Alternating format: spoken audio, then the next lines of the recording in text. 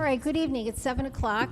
Before we start the meeting, I just want to make an announcement for everyone, including those of us up here, and anyone who is speaking tonight at the podium, to please be sure all your comments are happening in the microphone, okay? Because you can't, when you're watching the meetings after the fact, you can't hear anything that's said that's not coming through a mic, okay? So we need to remember to do that. I'm guilty of it myself. And we'll try to remind you as well. All right, so this is the June 6th meeting of the Town of Amherst Historic Preservation Commission. Can I have the roll call, please? Mancuso. Here. Palmer. Here. Swartz. Here. Waterman Culpa. Here. Hershey. Kenzie. Resource personnel Stiver. Here. Town Buckeye. Fidel here. Quinn. Here. Demopoulos. Here. Howard. Here. Okay, is that everyone? All right, now we do have a couple of commission members missing tonight. And so we do have one member coming late. And I've been advised by our council that it's okay. He will be able to participate in the items that we have on the agenda at the time that he arrives. So for that purpose, I am changing the order for old business, okay? But under new business, we have the 22 Chateau Terrace demolition referral. We received a letter from the applicant requesting an adjournment for this matter to August, and so I am going to make a motion to adjourn this 22 Chateau Terrace demolition referral matter pursuant to his request to the August meeting. Do I have a second? I'll second. Kate Waterman Culpa.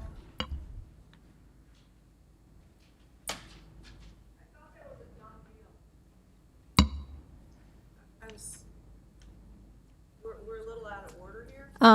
Do I have can I have a vote? All in favor? Aye. Aye. Anyone opposed?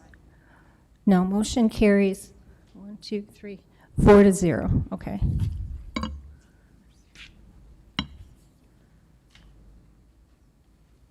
All right.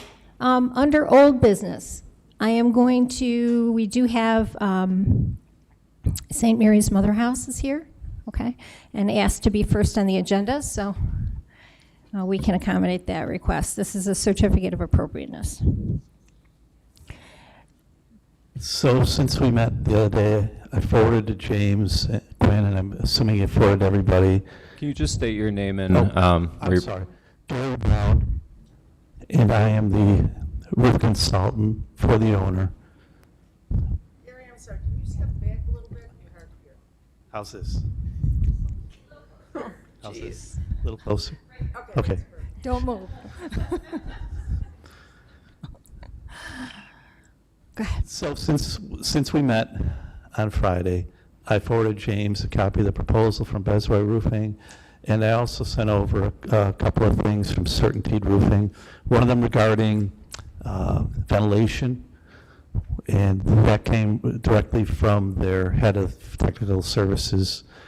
The other thing that he had found in his files was that brochure on historic properties, which shows quite a few different ones, mostly in the New England area.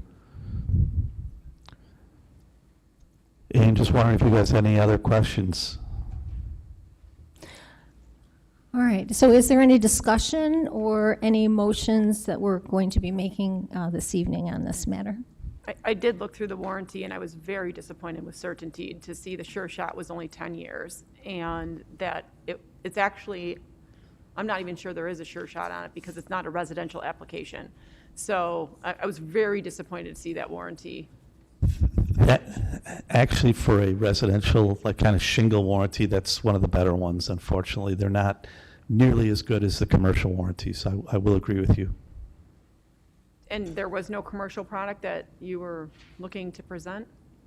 That is, when I say commercial, I mean flat products. Well, but the commercial warranties are different than the residential warranties. Correct. And they consider this shingle, even though it's being used on a commercial property, it falls under their residential steep slope category. It's specifically stated in the asterisk for, it was, had a little A, that it had to be on a house that was occupied by the owner. From what the head of technical told me, and I'm sure I can get a letter from him, that they will obviously make exceptions for projects such as this. Okay. Is there any more discussion? Because otherwise I do have a motion prepared. Okay. So the entire Historic Preservation Commission and the Planning Department liaison attended a site visit on Friday, June 2nd, hosted by Gary Brown, the roofing consultant, to view an installation of a square of CertainTeed's Grand Manor luxury asphalt shingle product in the color selected by the applicant. The commission compared the substitute material to the original slate and a previous installation of an asphalt shingle, which was previously denied via certificate of appropriateness earlier this year. The owner maintains that the original slate roof is at the end of its life. The commission reviewed the material as per the the town statute, the Secretary of Interior standards for rehabilitation, as well as 2 National Park Service technical preservation briefs, number 29 slate roofs and number 4 roofing of historic buildings. When installed, the Grand Manor product dramatically changes the visual and aesthetic effect of the roof to the local landmark. The substitute product is a 3-tab asphalt shingle. When installed, every first, second, and/or third tab has a double edge profile, making it appear to have a 1.5 to 2-inch additional piece of roofing. This creates a different shaped tile and pattern. The texture of the asphalt roof has a very different appearance from the pedestrian level at grade. The asphalt absorbs the light. The existing slate highly reflects the light of the sky. Another characteristic that was very different between the slate and the asphalt shingle is the color palette. The commission members noted how dark and monochrome the asphalt was compared to the existing slate. In light of the information outlined, at this time, I would like to ask the commission to entertain a motion on the substitute roof product that was requested via certificate of appropriateness presented at the May 2023 meeting. I make the following motion. I move to deny the certificate of appropriateness for the full replacement of the existing original slate roof with a CertainTeed Grand Manor luxury roofing shingle due to the dramatic visual change the replacement product has on the St. Mary's apartment building at 400 Mill Street. We need a second. Brian Swartz, I will second that motion.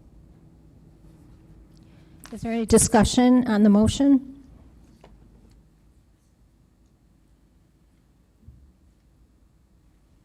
Any thoughts? Anything anybody wants to say? We ready for a vote? Okay, I'll call for a vote. Can I have a roll call vote, please? So this is a motion to deny the request.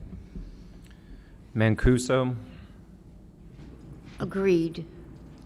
Palmer, Yes. Swartz, Yes. Waterman, Culpa. Yes. So if you could talk to the planning departments about next steps. Okay. They may have some avenues that you could pursue about this product, perhaps. Okay. All right, excellent. Thank you. So the motion carried 4-0.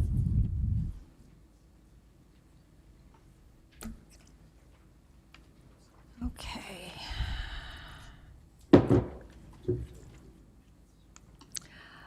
Yeah, can we, Ann, if I'm abstaining because I wasn't here, we can't approve the minutes until our commission member gets here. Okay.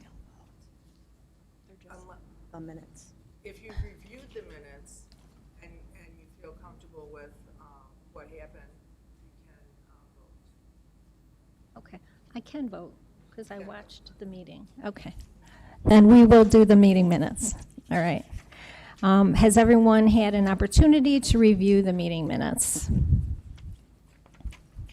Yes. Yes. Would someone like to make a motion to approve the meeting minutes for the May meeting? Mary Lou Mancuso, I make a motion to approve the minutes of the May meeting. I will second that. All in favor? Can we have discussion? Oh, can we have discussion? Sorry?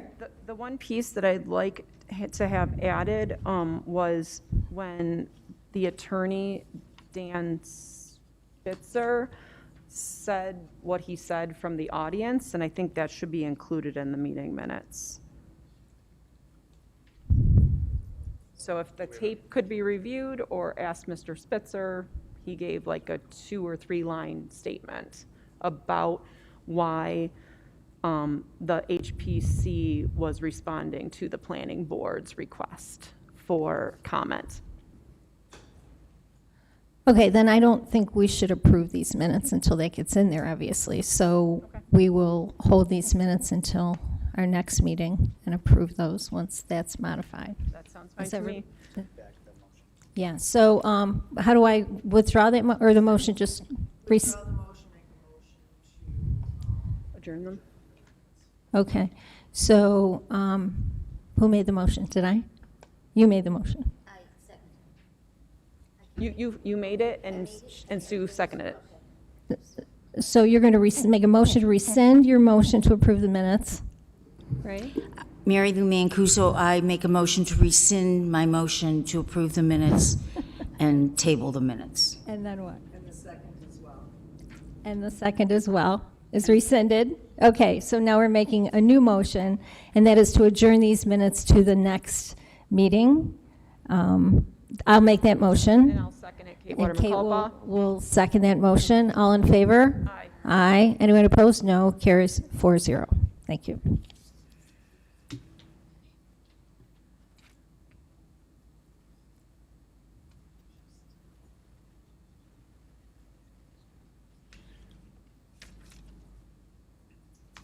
Okay, I'm going to jump down to item number 5 under old business. Update on CLG grant submission and preservation day. Is there any discussion on this? Well, we've had another 1 to 2 meetings on Preservation Day since our last commission meeting. And we're narrowing down the scope as well as the participants from other certified local governments. We've actually opened it up to sponsorship and have sent out a request for sponsorship to cover the financial obligation of having speakers at the event. Still working on hands-on presenters in the window restoration category.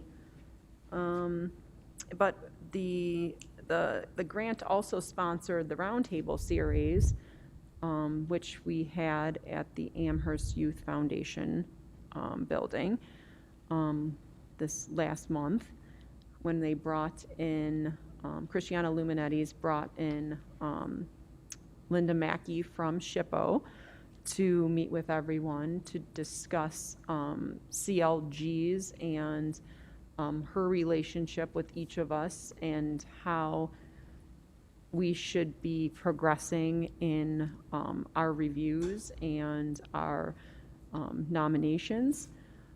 She did a PowerPoint presentation. There were about 25, I think, participants. Mary Lou, you were there. About 25.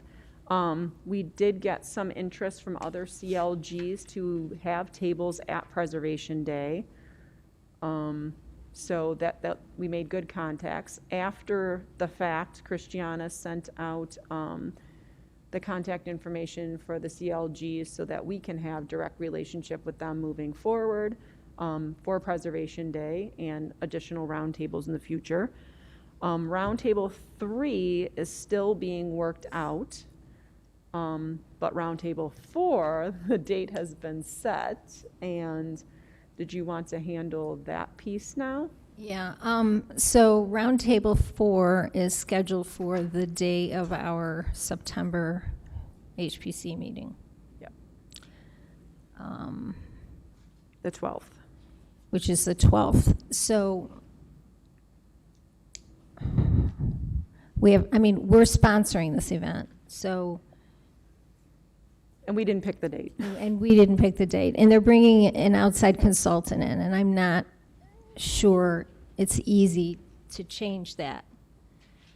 So I was inquiring with James as to what the options were as far as moving that date. Any thoughts, James? I need to look into it. I haven't cross-checked it with all our other meeting calendars, but I can easily do that and have that ready for you. I don't know, Debbie is here. She, Debbie is here. do you have any thoughts, Deb, in terms of if we moved the date, like what we could do about that? Like the next day, or?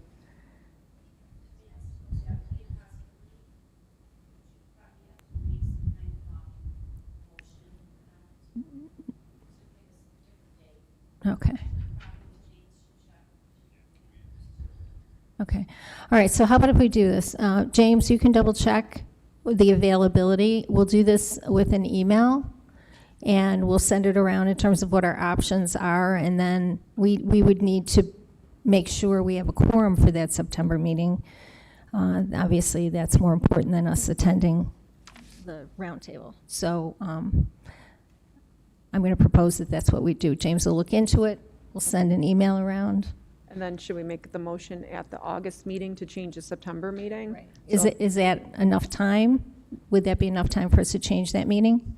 Notice-wise, a month in advance? Okay.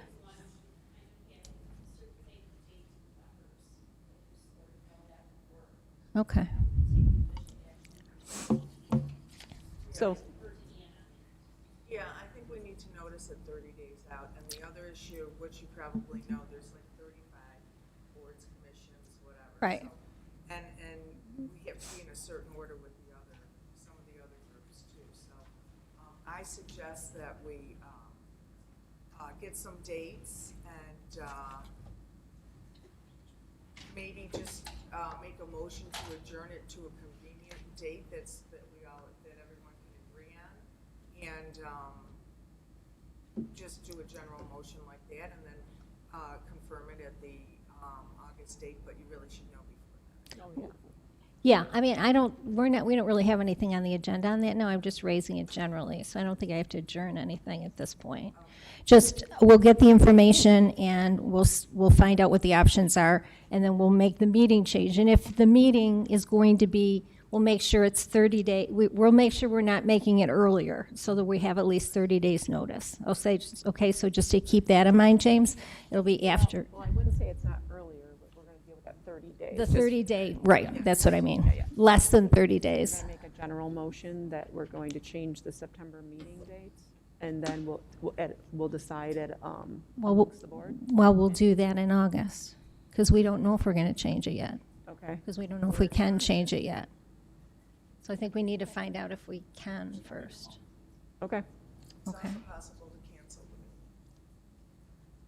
the meeting. I doubt we'll be able to cancel the meeting. We seem to have a lot of things going on. Okay, all right, so that's just kind of an aside with that.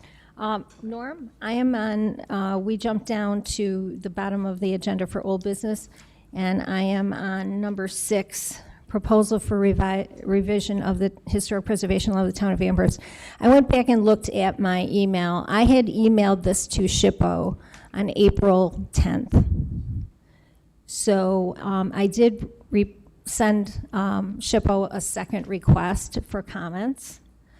My question is, if we don't get a response back, can we move forward with this in the August meeting, or we must hear from them? That's an attorney question. I would say yes, because it's not required to send it to them. We did it more as a courtesy. It's required when you're starting up the commission, but no, it's not. Okay.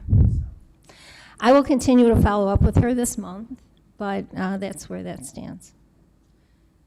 I just want the record to reflect that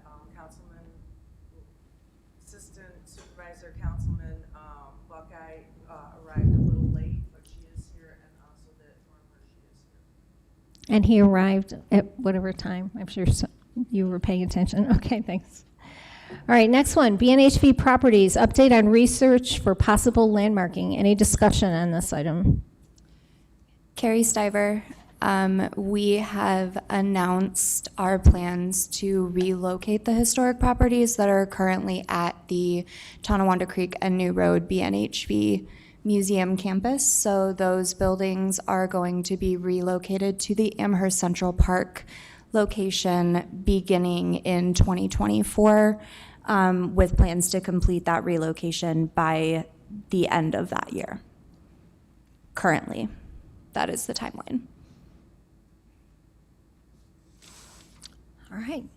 And then I would like to add to the record then that I've spoken to Norm Hershey and Mary Lou Mancuso, and we've decided to, I think, take this item off of the agenda for now, but our working group will continue to work on the designation of the properties at BNHV for a future submission to move forward with landmark designation. Okay, so do we need a motion to remove it from the agenda? I would. Okay, I'll make a motion that we will adjourn this.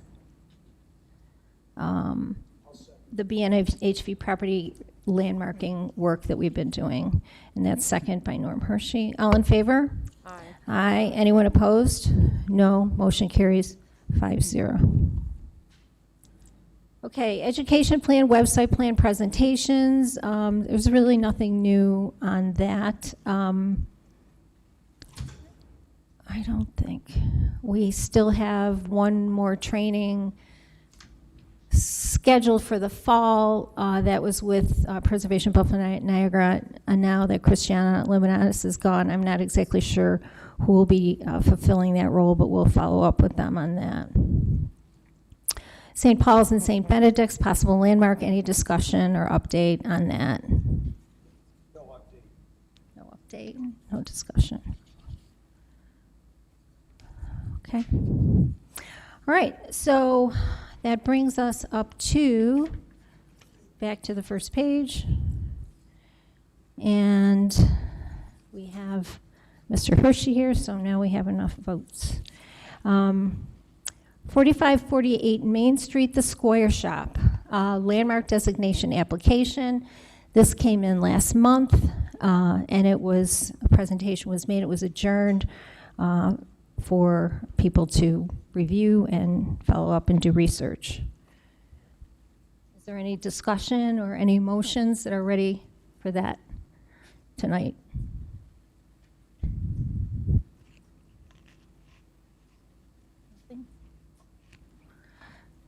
Okay, then that takes us to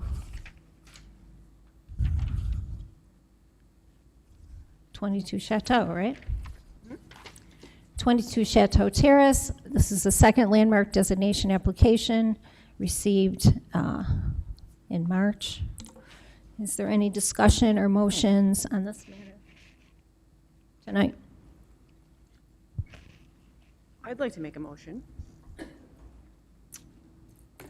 Okay. So per the designation application form submitted by Jessica Black for 22 Chateau Terrace to be considered as a local landmark under criteria 2 in the town statute, a property that embodies the distinctive characteristic of type, period, or method of construction. And the rationale in the document is as follows. The residence at 22 Chateau is a framed 2-story craftsman-style building with a front gabled roof and asphalt shingles, stucco exterior, wood belt course, and stone foundation. It has a rectangular plan and measures approximately 24.2 feet wide by 40.66 feet deep.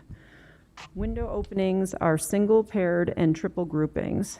These openings feature simple molded wood surrounds and wood double-hung sash 1/1 and 9/1. Original basement windows have 2 lights.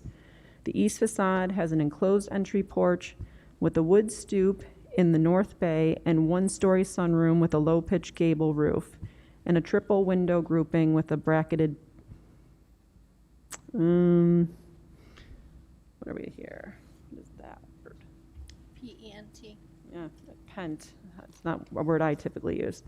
The entrance door features 6 lights over 2 lights and 2 panels. It is flanked by side lights of 4/1, a wood panel, and a single corner pilaster.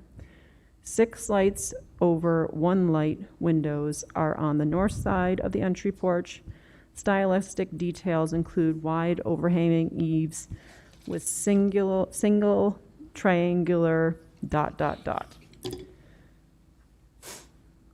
So I'd like to make a motion to send this application to public hearing for the purposes of initiating a possible local landmarking of 22 Chateau.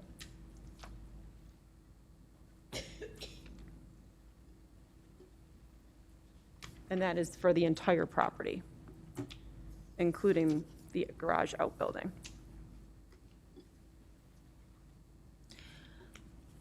Okay, we need a second. Mary Lou Mancuso, I second it. So is there any discussion on this motion? Brian Swartz, does the town set the date of the public hearing? No, the statute says when the public hearing will be, and I am proposing a date of 8/8 at 6:30. That is our next regular scheduled board meeting date on Tuesday, August 8th.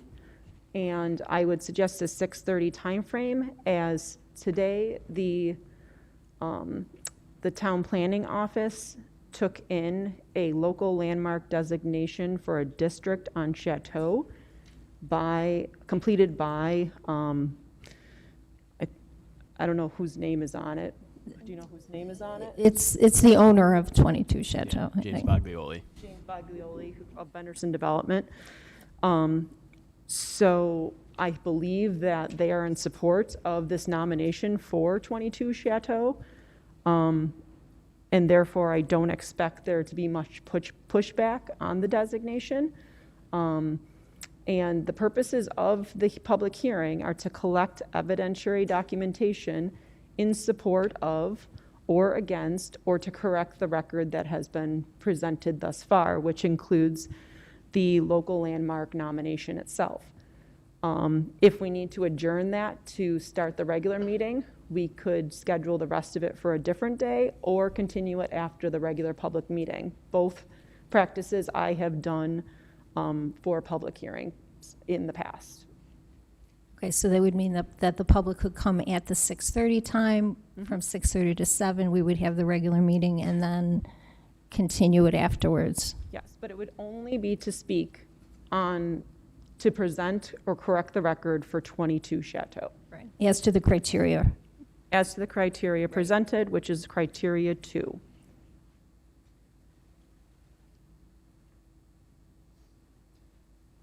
Is that the only criteria on that one? I don't remember. Yes, Okay. it is. So it's just the architecture. Okay, got it. Well, Distinctive characteristics.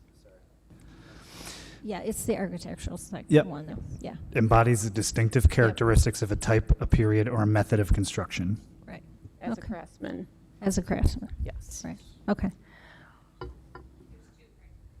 There's one listed in the application. The other one is part of a district, and that is not being put forward at this time.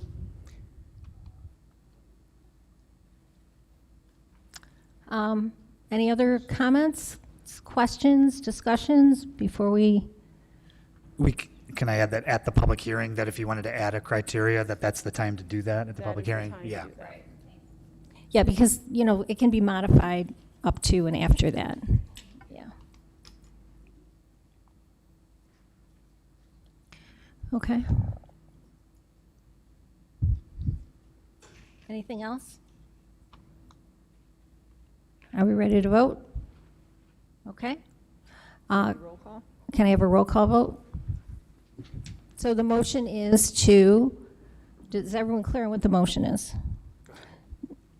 To send it to public hearing for purposes of, okay, Initiating the local landmarking process right, for 22 Chateau. yes. Okay, roll call vote, please. Mancuso, Yes. Palmer, No. Swartz, Yes. Waterman Culpa, Yes. Hershey, Okay, motion carries 4-1. Okay. Okay, now, can I say a couple things? I'd like to ask the planning liaison to send notice of the proposed designation to the town clerk per section 121-6E of the town statute. I'd also ask that the planning department liaison send the building commissioner the notice of the proposed designation per section 121-6F, as well as those town departments that need to be notified per section 121-6G.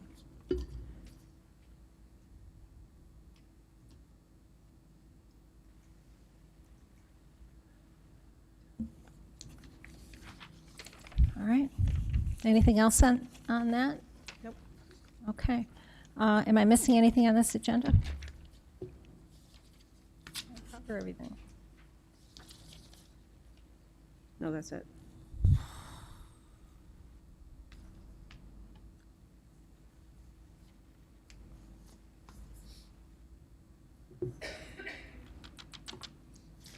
All right, if there's no other, do we have any other business that we want to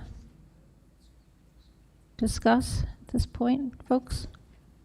If not, someone can make a motion, wow, to adjourn. I'll make a motion to adjourn. This is Kate Waterman Culpa. I have a motion to adjourn, I need a second. Mary Lou Mancuso, I second. Okay, all in favor? Aye. Aye. Anyone opposed? No, motion carries 5-0. Thank you. So rude. Well.